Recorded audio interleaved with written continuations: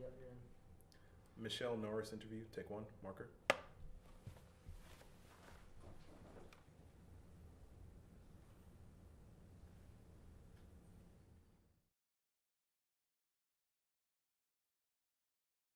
My husband had known and had worked with him through politics. I'm a working journalist. I was a working journalist. I was working at NPR. I was doing a story about Democrats following, I think it was following the midterms, if I'm remembering this correctly, but I was doing a story about Chicago and Democrats' messaging and the Democratic Party's ability to reach voters through its messaging. And I was calling people. I'd worked in Chicago as a reporter for the Chicago Tribune years ago, so I knew a lot of people who worked in Chicago politics, and I was calling around and I was saying, who should I talk to? Who are, I know sort of the party stalwarts, but who are the newer voices that I should be talking to? And several people, including David Axelrod, said, you need to talk to this guy named Barack Obama. And so I called him, and the first conversation I had with him was actually over the phone, and it was really interesting. He was saying things that were in some ways in line with the Democratic Party, but he had a different way of thinking, and he had a very expansive way of thinking, and he was thinking that the Democrats, and he as a politician, needed to try to message in a way that reached all voters, as opposed to assuming that there were people who weren't going to listen to you and who were going to oppose everything that you stood for and everything that you tried to do. He was an incredible communicator, and that he was among, before I even got to know him, one of the most confident people I had ever seen. Sometimes if you've covered politics for a long time, you can see people's political wheels working, and it seemed that he was speaking from someplace else, that he was willing to take risks in the messages that he delivered, and that he was confident in his own ideas and willing to sort of step outside what was expected of him. I'll share a story from an early campaign visit. We were in South Carolina, and we were, I think it may have been the Phyllis Wheatley homes in South Carolina, and I had gone out to do a story on her as a potential first lady, what life was like for her on the campaign trail, how people were responding to her message. And so the first stop on the day, we went to a large event, typical political event, 200 tables in the room. The place was packed, largely women of color, largely black women. So they were dressed in their Sunday go-to-meeting clothes because they were there to see Michelle Obama. It was very personal. So she was talking about not just running for politics, but what it was like to be a woman in America. And it was one of the sort of early points where she was delivering the message that now is that we've heard quite commonly, but how you have to take care of yourself first before you take care of others. So, and she used an analogy that was brilliant because it was something that anyone who had ever flown could identify with. When you fly and if you pay attention to the instructions that they give before the flight, they tell you that you put your own face mask on first before you help others. Even if you're with someone who's elderly, even if you're with your children, you put your own face mask on first. And she was delivering that message to this room of women. And it was interesting because she was speaking to a room full of black women and understanding that many of these women had been adorned, I guess to say it nicely, with the trope of the strong black woman. That you're the center, you're the rock in your community, often in your family, you take care of other people, and in doing that, you don't always put yourself first. And she was telling this group of women, put yourself first, which was not necessarily a political message, but it was a very personal message. And in that afternoon, over that, chicken salad lunch or whatever they served that day, she took the room to church by talking about her own personal story and how she had learned how to do this, and that she was better for it. She was a better wife, a better mother, a better person because she put herself first. That was the kind of messaging that I had not heard, and I covered politics for a long time. The messaging was usually very careful. It was usually around, talking points that had been delivered, and she was seemingly off script, and yet very authentic. And then later on in the day, we went to the community center, and she wanted to spend time with a group of young people. So she met with a group of young people, and she knew that she had cameras, with her, and so she was putting the spotlight not just on herself, but on young people that were at the center. And there were a couple of other moments that I remember from this reporting trip. We now know her as a hugger. You could see that even then. So she could tell, and she could read the room. So she was hugging these kids and talking to them and asking them about their stories. And as a reporter, I noticed that she noticed the kids. There's a child in the room that wanted attention, but didn't know how to move themselves to the front of the room. Someone who was shy, who didn't know how to raise their hand. And somehow she knew who that person was.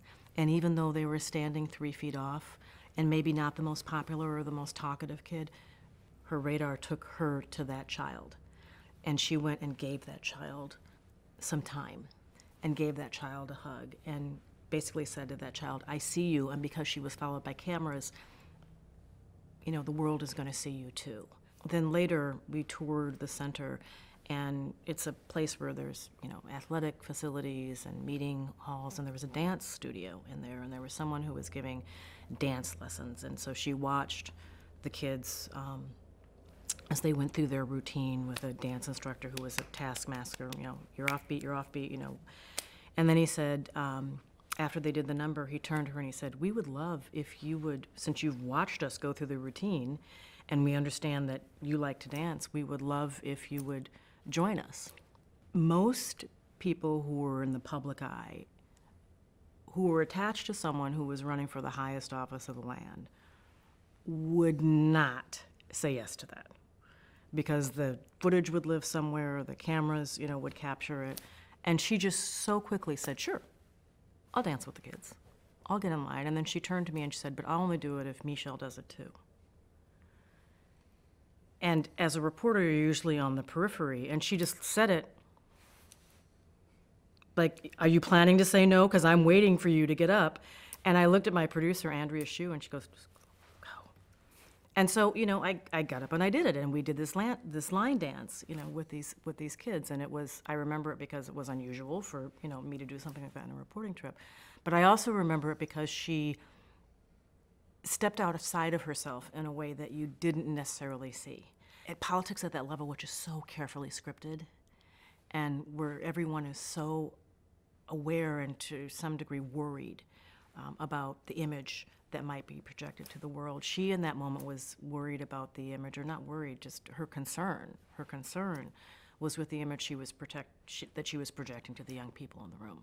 And now that I've gotten to know her, and I've seen her on a world stage, and I've also gotten to know her personally, I see that the person that I saw all those years ago, the person who can spot someone in the room who is standing in the need of attention, or standing in the need of an ear or a hug, the person who is willing to stand up and move physically to show joy, to show a sense of purpose, is the person that we all got to know. I mean, later on, we all saw her dancing and moving and doing jumping jacks and doing push-up competitions and doing a hula hoop on the back lawn. Not just to show joy, but also in a very strategic way, to put a spotlight on young people who are so often ignored in America, often children of color, often children who are disadvantaged, but also in the service of the causes that she really cared about. When historians look back at the 8 years of the Obama presidency, and they look at the vast trove of photographs and video from that era, they likely will be amazed at the number of children that went through that building on a regular basis. And not just at the Easter egg roll, and not just at the Halloween party, which are traditionally times when children get dressed up and come to the White House. They were there all the time. They were there for master classes, for poetry and fashion. They were there when Debbie Allen did a master class where little girls were running around all over the place learning routines that they had to deliver by that day at 4 o'clock or something like that. There were kids in the White House all the time, officially and unofficially, because there were children who lived in the White House. They're one of a small number of families that actually lived as a family in the White House. So there were sleepovers and there were parties, but officially there were children in the building all the time. And I think that reflects a few things that we now know about because of the way Michelle Obama in particular is telling her story. She grew up in a house where they liked to all be together. She would go to her grandfather's house, South Side, and the family would all be there. So she likes to have people around. But strategically, there seemed to be something at work also. A lot of the initiatives that she championed focused on young people. So the garden, the Let's Move, the Reach Higher, Better Make Room. And to underscore the importance of that work, she would bring children in to help work on the garden or to talk about, college signing day, and they'd all wear the sweatshirts of the college that they plan to attend. It might have been a way to help America see her in some way. We got to see her as the First Lady of the United States, as someone who was already, fashionable and gracious and confident. And what we didn't necessarily see in that moment was the young Michelle Robinson, who grew up in humble but loving beginnings, who grew up on the South Side of Chicago, as she says, listening to the sounds of striving in a neighborhood that was deteriorating, who went to eventually excellent schools, but started out in schools that were troubled. And there's an Anna Julia Cooper quote that I'm going to mangle, so I'm not going to say it in full, but it basically is, built around the notion of when and where I enter, I carry people with me. And that may have been at work also. As she enters this hallowed space, this American home, the most American of homes in some ways, she is bringing with her her history, and she's bringing with her young people who often are not seen in America, and centering them and helping Americans see them, and maybe helping Americans see themselves. And at the same time, helping young people understand the role of democracy, helping expose young people to the kinds of things that they might not have access to. If you live in Washington, you sort of take the monuments and you take these grand buildings for granted. And as someone who's lived in Washington, I know that you drive by these buildings and you think that other people live there, other people work there. There's official Washington and then there's unofficial Washington, and there's a great big chasm between those two things. And during that 8 years, that chasm seemed to close. There were public school children in there all the time from Washington, but also from all kinds of other areas. She opened her house to other people and made it feel like their house, and not just those who were lucky enough to get an official tour or a ticket to the Easter egg roll.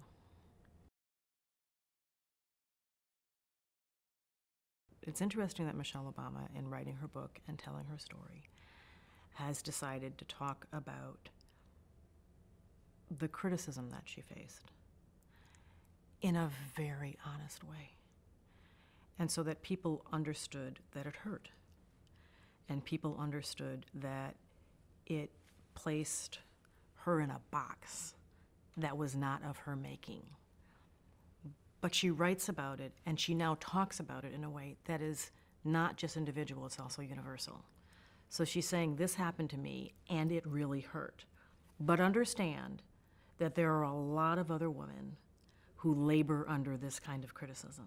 So when she was called the angry black woman, and it was a trope that stuck so easily, and she writes about the circular logic about this, the circular logic of that label, in now telling her own story, that if you're trying to deliver a message, you're trying to tell your story, you're trying to participate in life and letters, and people keep ignoring you, or people make assumptions about you that aren't true, your natural reaction would be perhaps to talk a little louder, to try to be heard, to try to correct the record, and then, oh, you're getting angry again.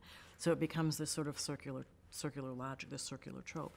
So she talks about how much it hurt her, but on behalf of women who face the same kind of criticism, who face the same kind of false assumptions. And the way that that is not just hurtful, but it's damaging. It's actually dangerous. It prevents people from participating fully in life. And it places you, it places a pair of cement shoes on your feet that just pulls you down if you're not able to deal with that. She's talking about it now, but she didn't talk about it as it was happening. She responded with grace. She responded with Teflon, as Jay-Z does, let it roll off your shoulder. But we now know that it really hurt. If we were honest with ourselves at the time, we should have known that it hurt. How could it not hurt? And by talking about it honestly, I think she invites people to examine, why was it so easy for us to use that repeatedly in headlines? Why was it why did it stick? Why was it so sticky in her case? And why were people making jokes about that kind of thing?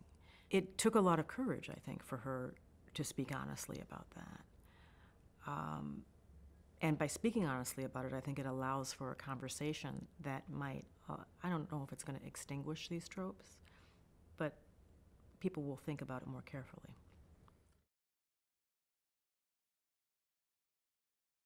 Mrs. Obama decided to tell her own story. She did so with great candor, and she talked about motherhood and fertility and marriage counseling and the kind of things that you don't typically see in political memoir. As I listen to her talk about these things, it reminds me of another moment when we saw that happen. Betty Ford was very honest about things that people didn't talk about at that moment. And I remember this clearly because my mother is a breast cancer survivor multiple times. And we didn't talk about breast cancer the way we talk about breast cancer now. Now you turn on the TV and you see football teams dressed in pink. You see people wearing their pink ribbons. We have Breast Cancer Awareness Month now. That was not the case. You may have talked about cancer, you barely talked about cancer, but you certainly didn't talk about breast cancer. And when Betty Ford came forward and talked about her breast cancer, it changed the conversation. And I personally remember what that meant for my mother. And I personally remember what it meant for the women that she was in support group with. I know that that made a difference. So I am certain that when someone who has the reach and the influence, and frankly the adoration that someone like Michelle Obama has, and she talks about fertility, and she talks about marriage counseling, it allows for a conversation that is normally very difficult. And immediately, when, you now measure things immediately on social media. And when she first started talking and when it was revealed that her book included, they talked about marriage counseling, she talked about IVF, she talked about the fact that Malia and Sasha were born through in vitro fertilization. She actually talked about that. The media seized upon that. And those were the first headlines. She talked about the current president. She talked openly about marriage counseling. She talked about IVF. But then on the other side, social media also blew up with this Me Too IVF. I too have had, difficulty conceiving a child. We too are going through marriage counseling. Thank you for actually sharing this story, because I have a hard time even talking to my coworkers about this because I feel like I'll be judged. I feel like I failed in some way, like my body is not working the way that it's supposed to. And I can't talk to anybody about it. And yet she's talking about it, and it made a space for other people to have a conversation around this in a public forum. That's using your platform in a very powerful way. And not just, giving salacious details of your life so you can sell books, but actually using these details of your life and using that candor to make a way for someone else to actually have a conversation that otherwise would be very difficult. The Obama presidency will be examined and placed under a microscope by journalists and scholars and historians and storytellers for lots of different reasons. Of course, because they were the first black family to live in the White House. They were the first family to come from an urban setting to move into the White House, because the economic tumult that they inherited when they first moved into the White House, because of climate change and technology. But technology is interesting because technology introduced a new way of communicating for an American president and for an American first family. Twitter and Facebook and Instagram and Snapchat, that all sort of blossomed throughout the run of the Obama presidency. And the way that they responded to it was interesting, because it's easy to see how a politician could basically stay away from that. We don't understand it. We can't control it. So we're not going to touch that. Because in the White House, generally, it's a very controlled environment. I mean, I remember covering the White House and still waiting for press releases. There'd be like a whistle, or you'd be told on the overhead speaker that we just issued a press release, and there'd be a thundering herd of people running forward to pick up a piece of paper that was delivered, in a slot on the wall. And suddenly you had these media platforms that allowed people to communicate directly and just go around traditional media channels or traditional communication channels. So you could see easily how they would ignore it or perhaps be very afraid of it. They eventually embraced it in really interesting ways. And if you look at the record, I think Mrs. Obama was ahead of the White House in the full embrace of social media and non-traditional media. So you see her on Jimmy Fallon at night doing the mom dance. You see her on Jimmy Fallon with Will Ferrell, and they're joking in this sketch, but she's also trying to get them to eat rutabagas. And so it's, there's a message there. The way that they used social media and Instagram and messaging to work outside of traditional press release channels to help burnish her image, to help people see who she was, around fashion, around how we eat, around how we take care of ourselves, was interesting and will be examined, for all kinds of reasons, and in part because of what came afterwards and how social media is now used in a more weaponized way.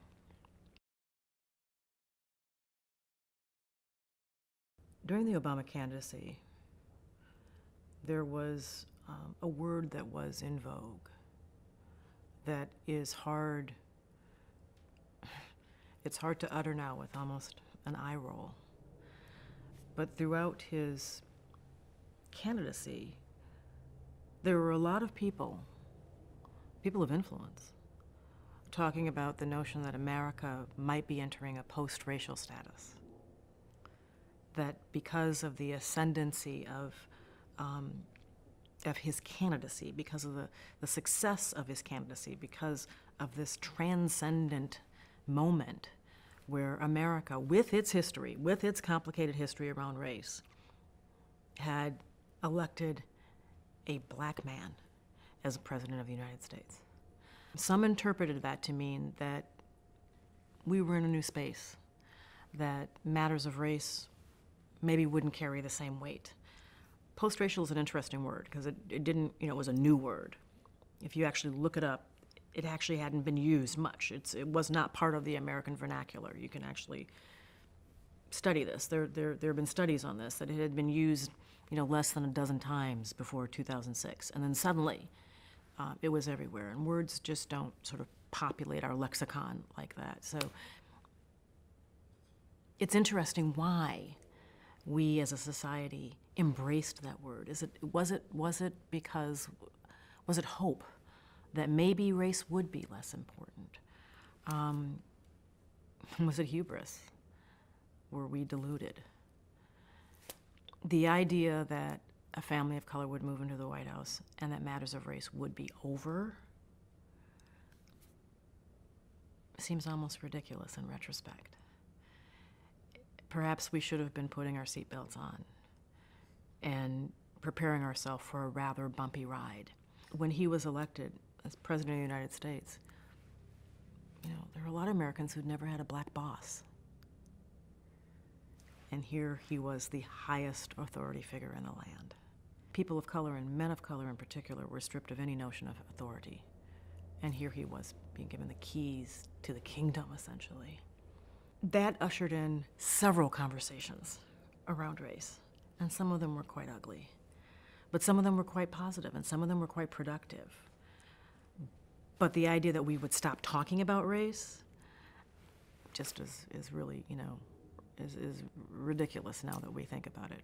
Instead, we were entering a period where we were, as a nation, going to have very animated conversations about race of all kinds, and unfortunately some of them were quite ugly.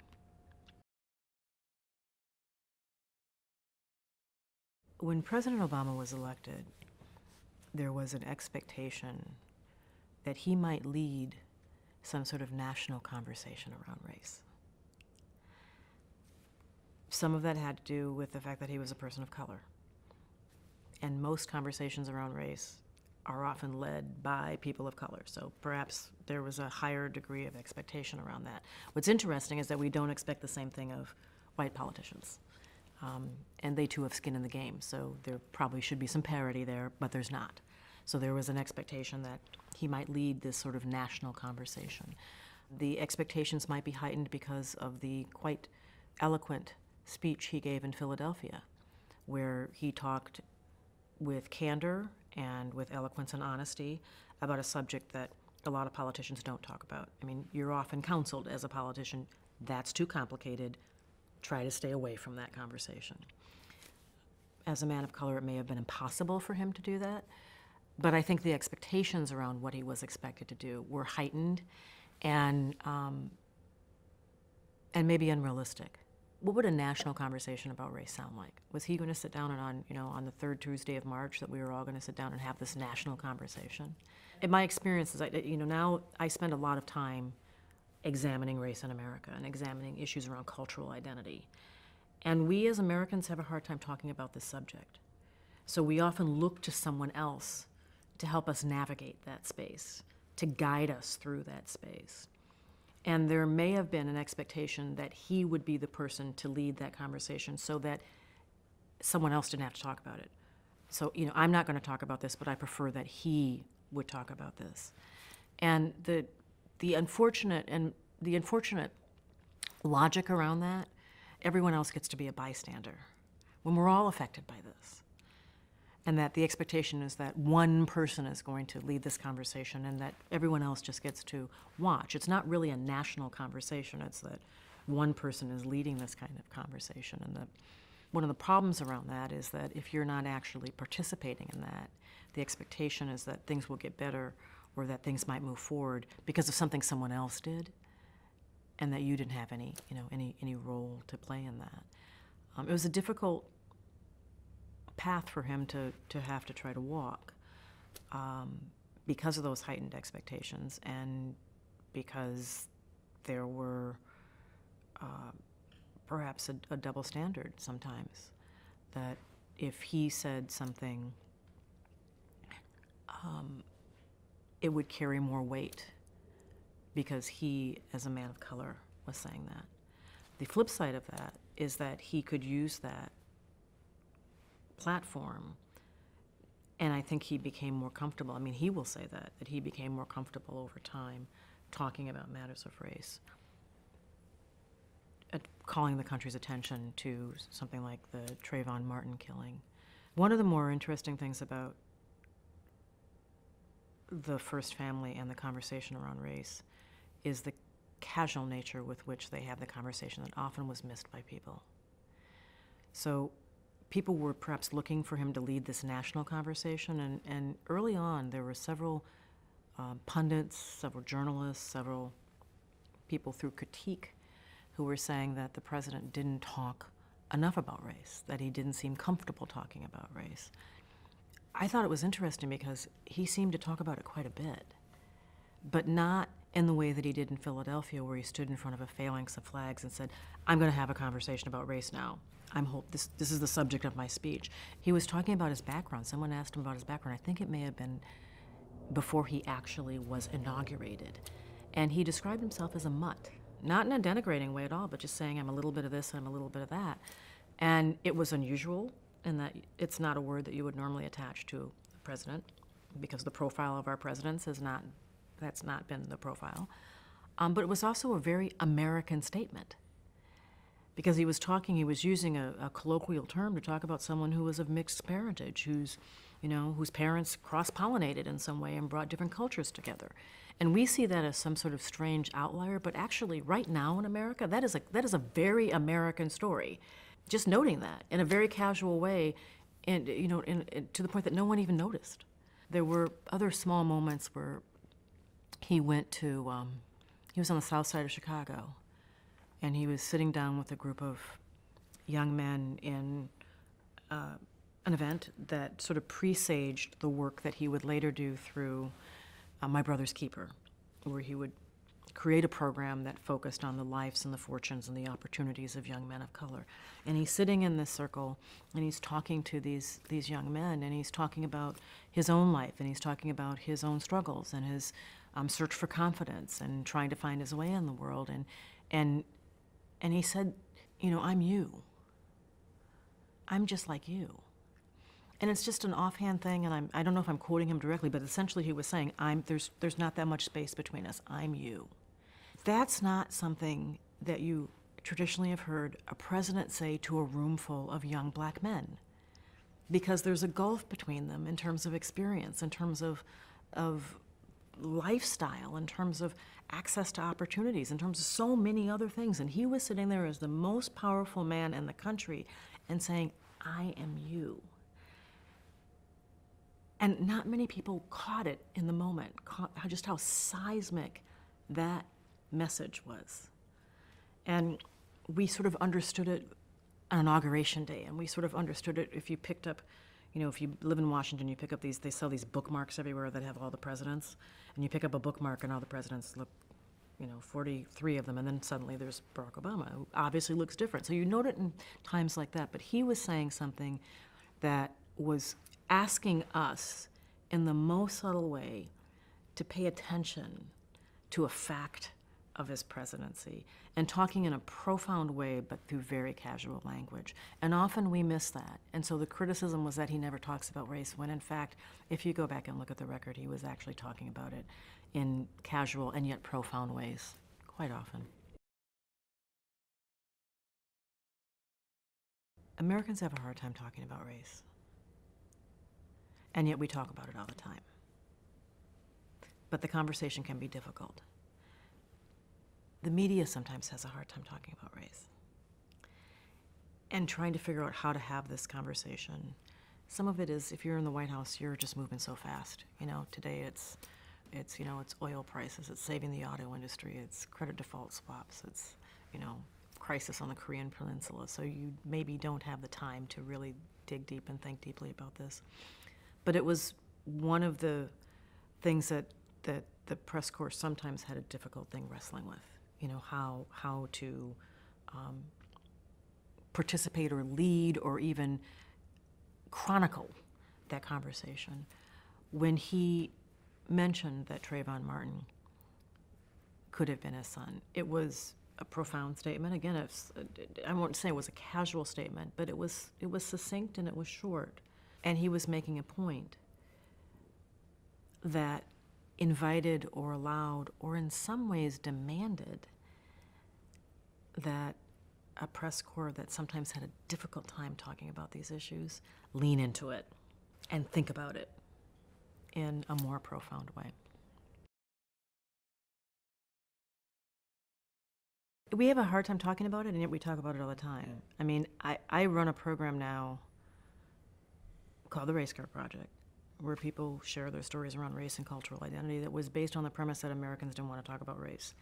And yet we've collected hundreds of thousands of stories from people who talk about race. It seems to me that people actually want to have the conversation.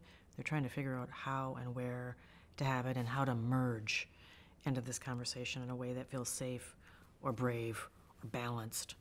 The Obama presidency was maybe the major hallmark around race, or one of the most important hallmarks around race in that 8-year period, in that decade, if you include the campaign. But there are all kinds of other things that were going on, at the same time, and I wonder how many of them were causal, or how many of them were completely ancillary.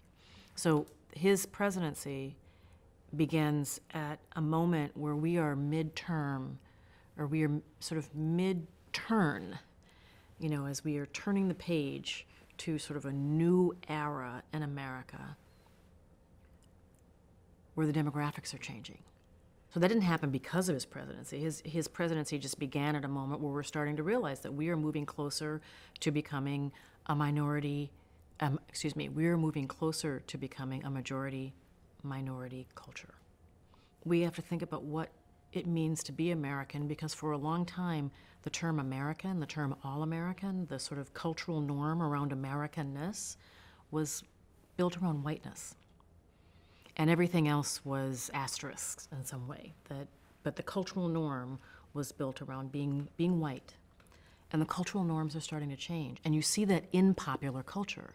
So it's interesting, if you just did a study of television in the years sort of starting when Barack Obama ran for president, became president. President Obama was living in the White House, and to the day that they left. If you just look at what happened in terms of, let's say, advertising on televisions. You go home at night and you eat dinner and you put your slippers on and you put your feet up and you watch TV, and in the advertisements that you see in between the shows that you love, wow, that's a really diverse America that Madison Avenue is serving up every night. I mean, you see mixed-race couples, and you see same-sex couples, and you see people of color that are selling investments and buying cars and soap. I mean, there's just this diversity, because I guess in the advertising industry, they realize that the most important color is green, and as the country's changing, they're already reacting to that.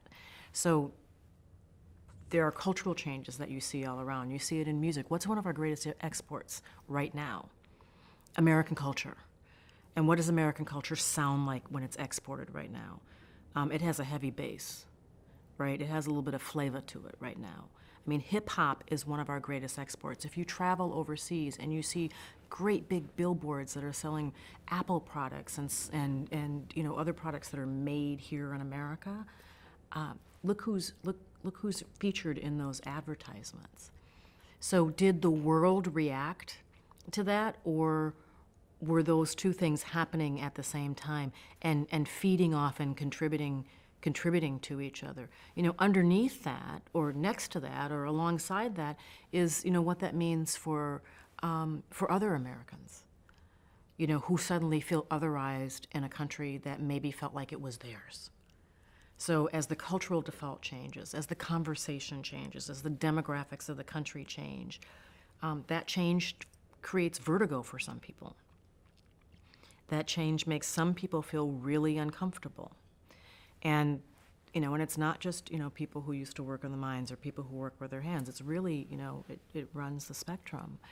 And so their presidency didn't cause necessarily all these changes, but it happened at a moment where America, regardless, would have been going through some of these changes. What if the person in the White House had not been a person of color? Would we have expected that they would have reacted to and responded to that in the same way? Would they have created the kind of culture that we see, or would the culture have responded to that presidency in the same way? The fact that these two things happened at the same time, cultural, demographic change, technological change, which also contributed to this in some way, and then having a family in the White House of color, there's just a really interesting alchemy right there.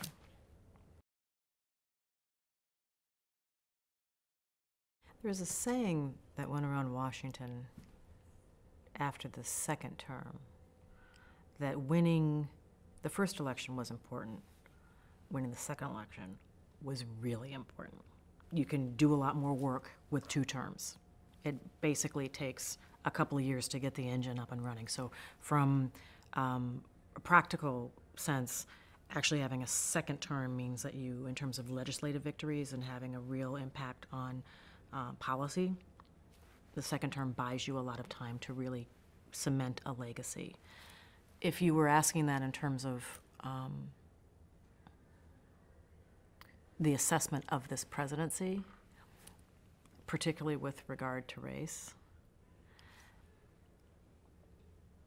the nation decided to double down on supporting a family of color in the White House. But that was not the only thing that was happening. But I could understand how people would make that argument, that the second term was even more important, in part because the first election helped us understand some of the undercurrents that you saw pretty quickly after President Obama was elected, and the headwinds that he was going to face.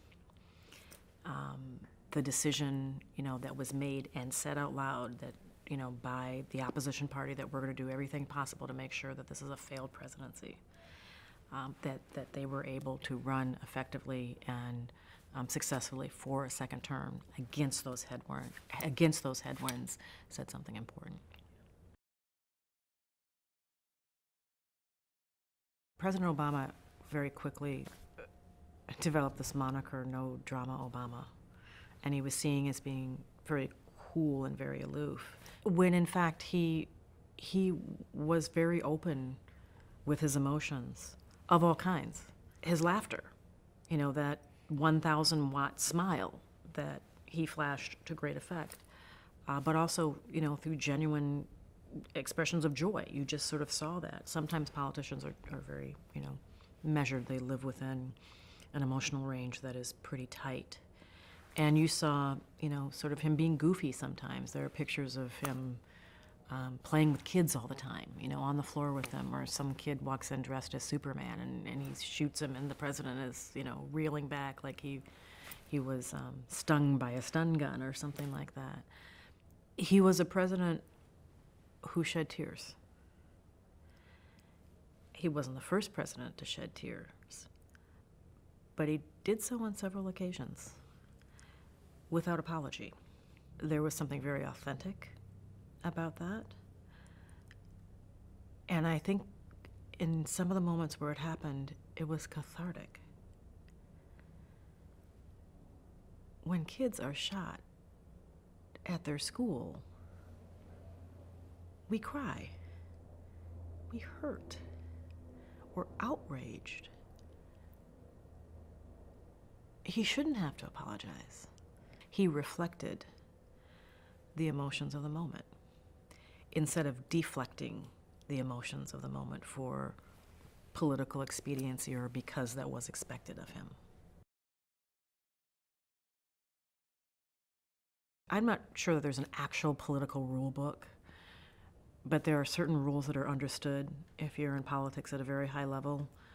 You don't wear hats. You don't do certain things. Maybe you don't dance. You don't sing in public unless you have a beautiful voice and there's cause for it, or maybe singing along with a hymnal. We had seen that from him before when he had sang a few bars of Al Green, and the room swooned, when he did it. He started those first few bars. In the Black church, there's often a moment where music enters a sermon. Music enters a sort of style of speaking, and it's not quite singing, but there's a sort of vibrato key. And I thought that was what was happening at first, that kind of Holy Ghost moment where usually a person in the pulpit sort of enters that space. But he went from that very quickly to singing. And it was a stunning moment on a couple of different levels, because I'm still thinking about this as someone who's covered politics for a long time. Whoa, did that just happen? Did he just do that? But also thinking, wait a minute, of the moment. Look at the grace that has been demonstrated by the community at Mother Emanuel, that after that travesty, they were immediately talking about forgiveness. And as someone who understands all the complications around race in America in a way that I think President Obama does, understanding that he, in his unique role, could underscore the role of grace in that moment for a country that was reeling from a heinous act of racial hatred. Anyone who sees that, it doesn't look like it was a political gamble. It doesn't look like it was, I am going to do this in a calculated way. It seemed like it was someone who allowed himself in a spiritual setting, in a moment of mourning, to allow the moment to overtake him. But in doing so, allow the nation, knowing that the nation, and maybe the world's eyes are on you, allowing you to play a role as not just commander-in-chief, but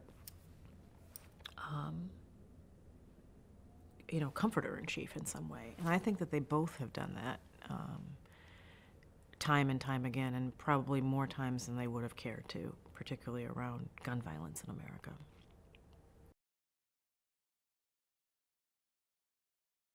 I run a project, it's called the Race Card Project.